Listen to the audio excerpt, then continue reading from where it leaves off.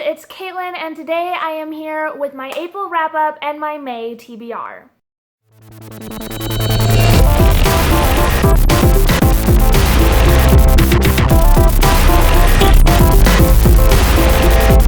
I am filming this on a Sunday, May 1st, and I'm just going to tell you right now that it's all I can do to film this instead of having a panic attack and hiding in bed instead of studying for the practicals that begin next week. So the month of April actually was a much better reading month than I anticipated it being. I planned to read 3 books. I read 5 and a quarter of them, and so I'm just gonna go ahead and get into it for you. The first book I picked up this month after much ado about nothing was Lady Midnight by Cassandra Clare. I began this in March and I didn't finish it in March because I am an epic failure.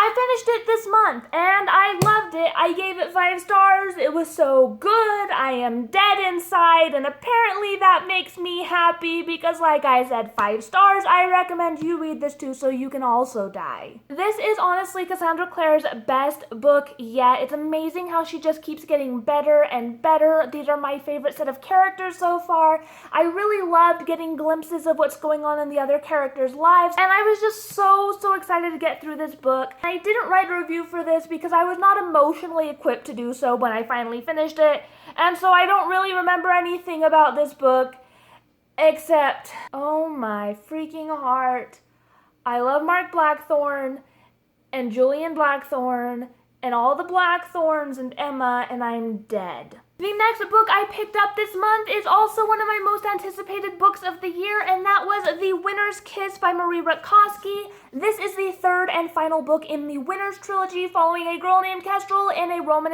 Empire-inspired low fantasy series without magic and a revolution and all this stuff. This one I only gave 4 stars.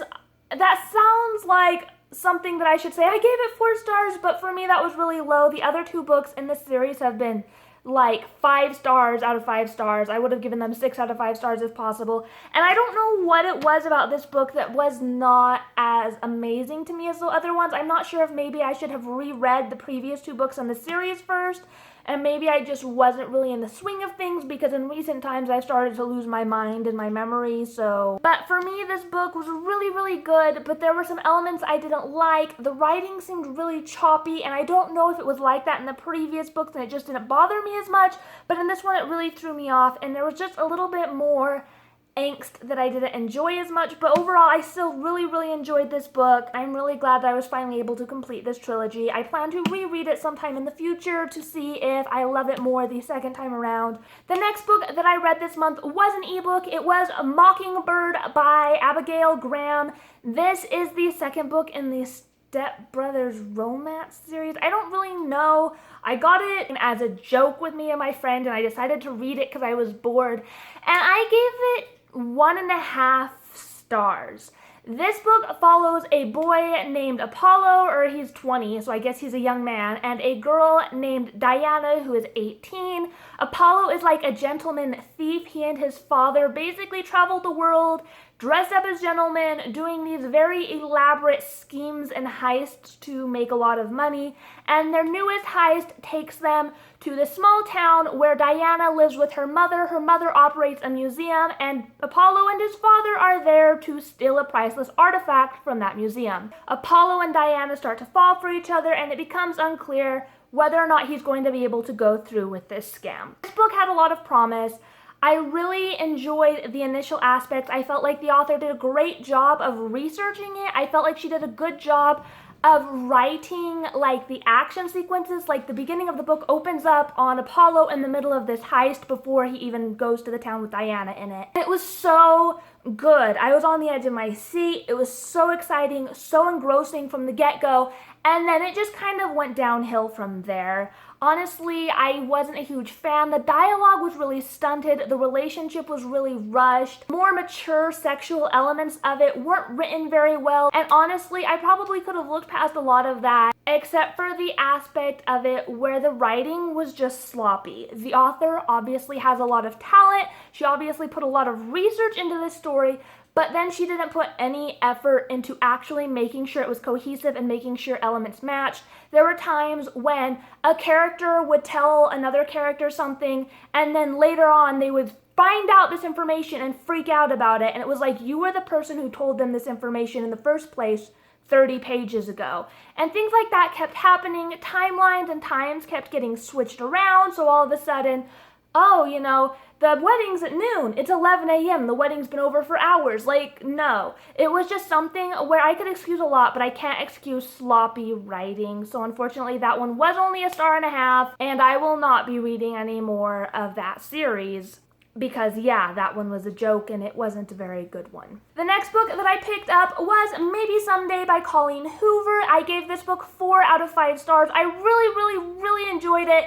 And then the ending didn't really stick well with me. It was a little bit too cheesy, a little bit too over the top, which is unfortunate because normally I love how Colleen Hoover does her endings. It basically follows a girl named Sydney who finds out that her boyfriend has been cheating on her with her best friend / roommate, and she finds this out from this guitar playing guy who lives in the apartment building across from hers, and because she has nowhere to go, she moves in with him and kind of a relationship develops, but he has a girlfriend and it's just so much drama. But I really loved it. I loved the characters in this book. It was just really good, really emotional for me, but like I said, the ending just didn't cut it for me. The next book that I read this month was The Girl on the Train by Paula Hawkins. I actually just finished this book today, so technically it should go into my May wrap-up at the end of this coming month, but no. I finished it before this video, so I'm going to put it in this video.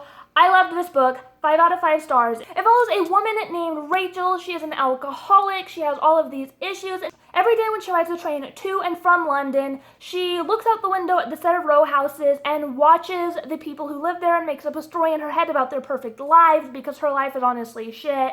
One day she witnesses one of these people who she's made up this elaborate story for do something terrible, and within a few days that person has disappeared without a trace and the police are searching for her. She tries to figure out what happened and to figure out her involvement because she was somewhere nearby at the time, but she has no memory because she was blackout drunk.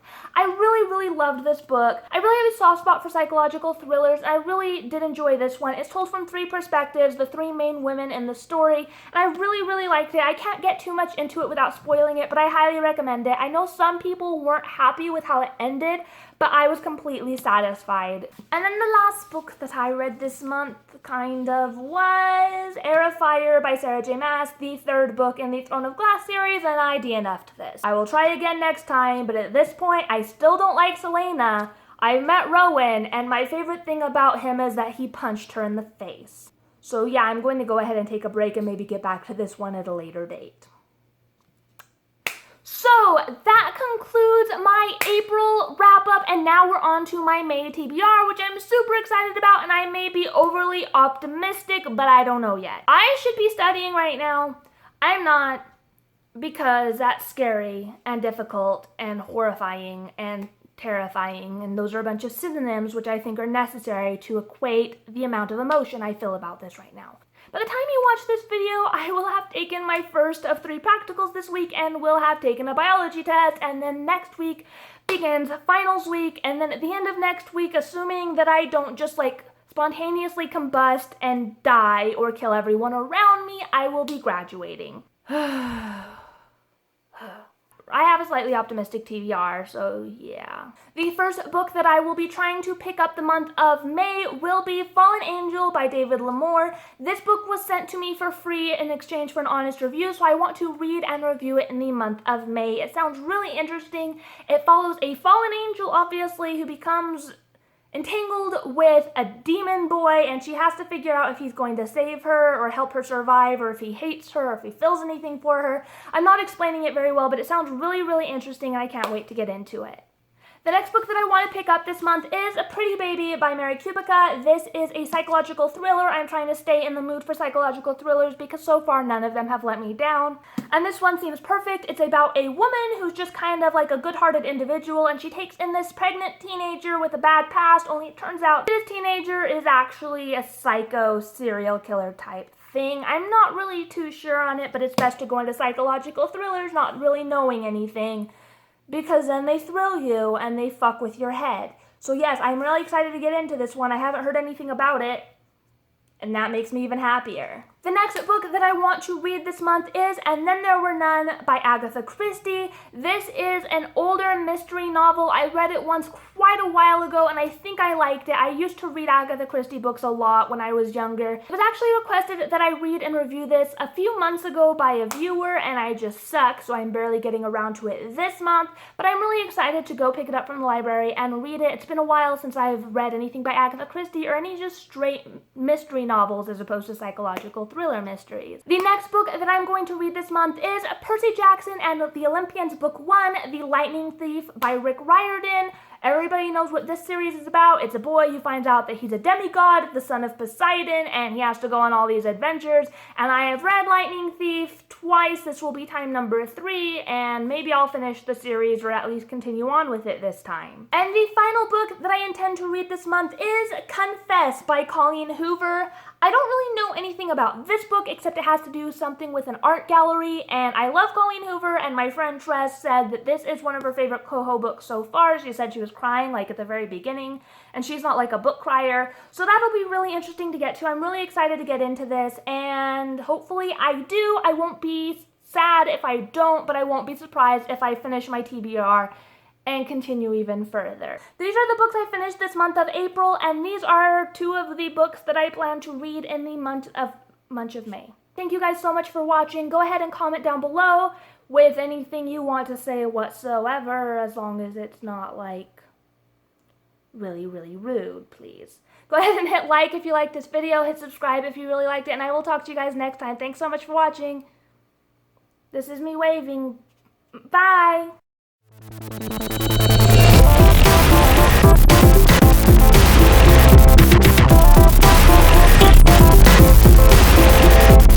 Like I am literally dead, I just haven't started rotting yet. That was weird. So these are the books that I finished this month of April.